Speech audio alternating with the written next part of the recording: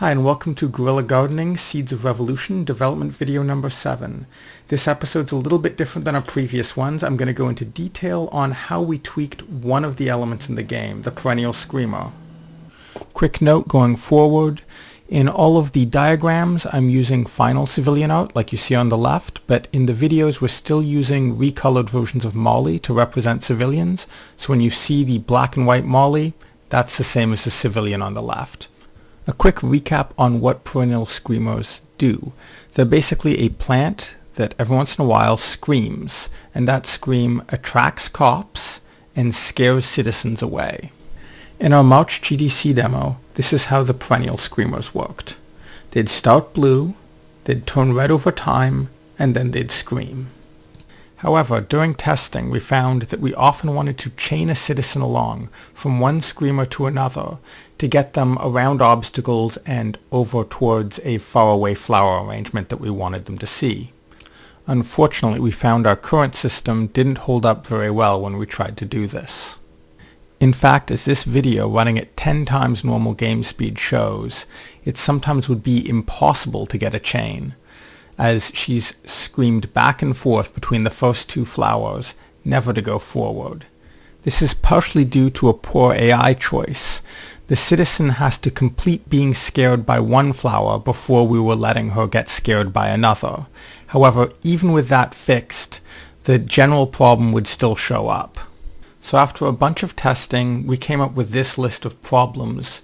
First, they screamed too often, which if you had several of them on screen at one time could get really annoying. Second, they needed to be planted in a specific order to chain well. If they weren't planted so that one screamer went off at just the right time after the next, there was no way a chain could happen. And that timing was very difficult to judge since there was a delay between the initial digging and the actual plant screaming. Because they were screaming so often, we required the AI to ignore them for a period after being scared or attracted, otherwise they'd never get back to their original state. And this felt wrong to us on a gut level because there was no explanation as to why they weren't reacting some of the time. If a chain wasn't happening, there was nothing the player could do to control the situation after planting. All they could do is dig up the plants and try again. And in general, chaining just felt too arbitrary. It was too random and it was too difficult to achieve with any sort of consistency. So after a lot of arguing, brainstorming, and testing, this is the solution we came up with. The new screamers would start blue, turn red over time, but then they would wait until triggered. And after triggered, they'd twitch for a moment and then scream. Once it turned red, these are the sorts of events that could trigger it to scream. A civilian or cop entering its trigger range, a small radius around it where it was sensitive, or if Molly ran into that range or touched the plant. However, she could still walk past without triggering it. Here's an in-game demonstration to give you a clearer picture. The flower's red, she's walking past within its range without doing anything. However, as soon as she runs, it twitches and screams. Now that it's blue, she can run past it, and nothing happens until it turns red again. Why did we add the twitch before the scream? Well, it was partially to give the player some feedback, so that they'd have a little bit of warning after it was triggered that it was going to scream. This would make it feel less arbitrary. More importantly, though, without the delay caused by the twitch, the civilian would get scared back the way they came, making it an effective bumper but not very good for chaining a civilian along.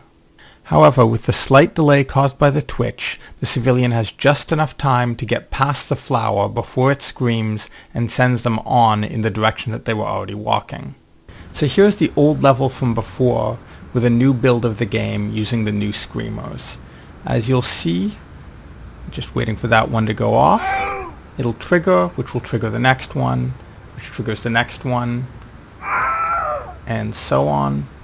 And it works the first time right out the bat. Now it should be noted that this is a simple demonstration. If you put more AI in there, it can start to mess it up, but that's where using other plants and more complex strategies would come into play. Wow! So thanks for watching. As always, you can find out more about our games on www.spookysquid.com.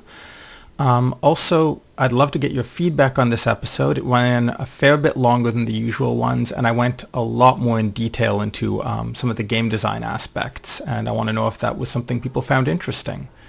Also, we are now on Twitter, so you can follow us in tedious detail on a daily basis at twitter.com/spookysquid.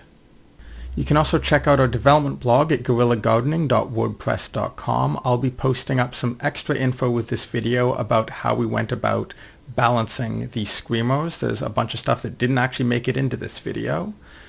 And the next video will be coming up in about a month. I'm going back to a monthly schedule because we've got some deadlines coming up and we really want to hit them. So see you in a month, and thanks for watching.